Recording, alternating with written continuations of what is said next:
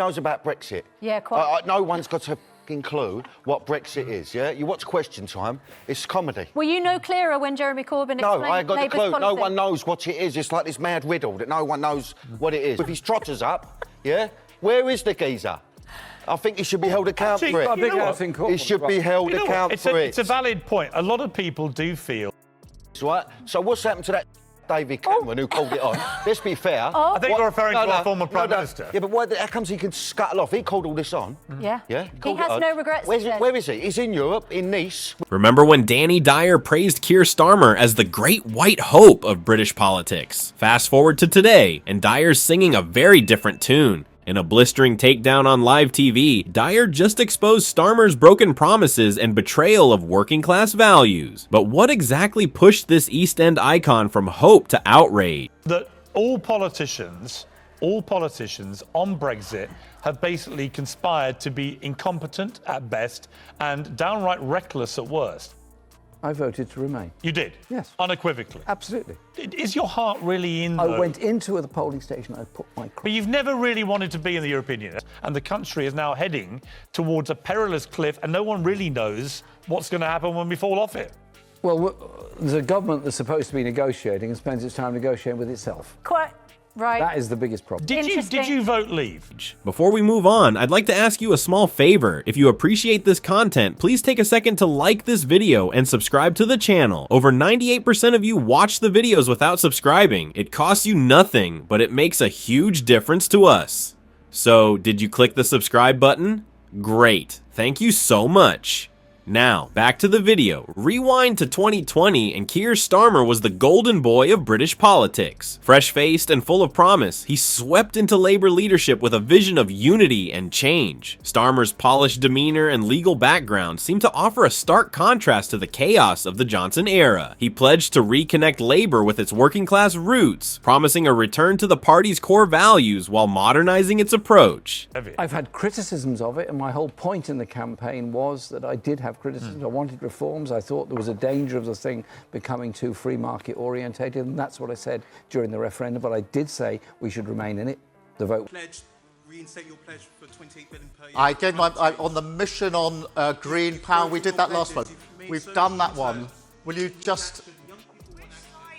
The public bought into Starmer's pitch. Early polls showed Labour closing the gap with the Conservatives, and there was a palpable sense of optimism among party members. Starmer's measured responses to the government's handling of the pandemic won him praise from across the political spectrum. For a moment, it seemed like Labour had found its path back to relevance. But the honeymoon period didn't last. As the months rolled on, cracks began to appear in Starmer's carefully crafted image. His promise to maintain key Corbyn-era policies started to wobble. Insecurity is the enemy of opportunity.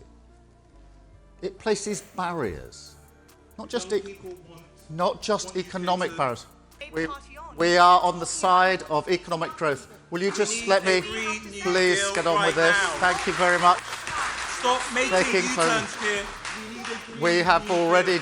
will you just let me finish this and I'll come and talk? The 10 pledges that formed the backbone of his leadership campaign began to look more like wishful thinking than concrete commitments. One by one, Starmer's promises fell by the wayside. His pledge to support common ownership of rail, mail, energy, and water quietly shelved. The commitment to abolish tuition fees? Suddenly, it was under review. Even his stance on Brexit softened, frustrating many in the party who had hoped for a more robust opposition to the government's approach. As Starmer's policy shifts became more apparent, Labour's poll numbers took a hit. The initial surge of support began to ebb, with many voters feeling disillusioned and betrayed. Data showed a worrying trend. Labour was losing ground in its traditional heartlands, the very areas Starmer had promised to reconnect with. The brewing storm of public discontent was impossible to ignore. Social media buzzed with criticism, accusing Starmer of being all style and no substance. Former supporters expressed their frustration, feeling that they'd been sold a false bill of goods.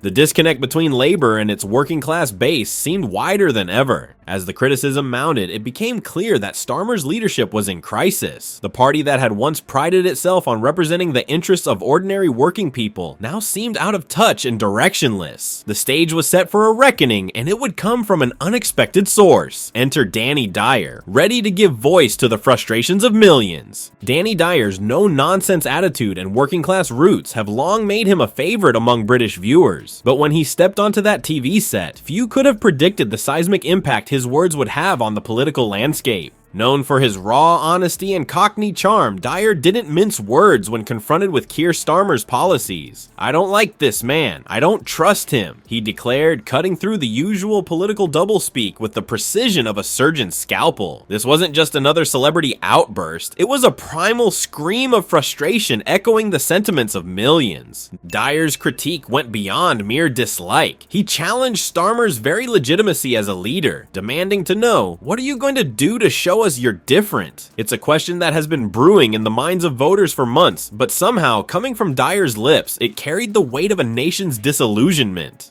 The EastEnders star didn't stop there. He honed in on specific policy failures, particularly regarding pensioners. Calling Starmer's approach fascinating, a term dripping with sarcasm, Dyer highlighted the growing chasm between Labour's promises and its actions. His words resonated with a public tired of polished politicians and empty rhetoric. Social media exploded in the wake of Dyer's comments. Twitter and Facebook lit up with users praising his candidness and expressing relief that someone had finally said what they'd been thinking. The overwhelming positivity of these reactions speaks volumes about the current state of British politics. It seems the public was hungry for a voice that could articulate their frustrations without the filter of political correctness. But what does it say about our democracy when it takes an actor to expose the failings of our political class? Dyer's outburst has far-reaching implications, forcing us to confront the disconnect between those in power and the people they claim to represent. His willingness to speak truth to power positions him as an unlikely champion of the disillusion. As the dust settles on Dyer's explosive TV appearance, one thing is clear: the impact of his words will be felt for some time to come. He sparked a conversation that extends far beyond the usual political bubbles, potentially reshaping the way voters engage with their leaders. In a world of carefully crafted sound bites and media training, Danny Dyer's raw authenticity might just be the wake-up call British politics desperately needed. The fallout from Danny Dyer's blistering critique has sent shockwaves through the British political landscape.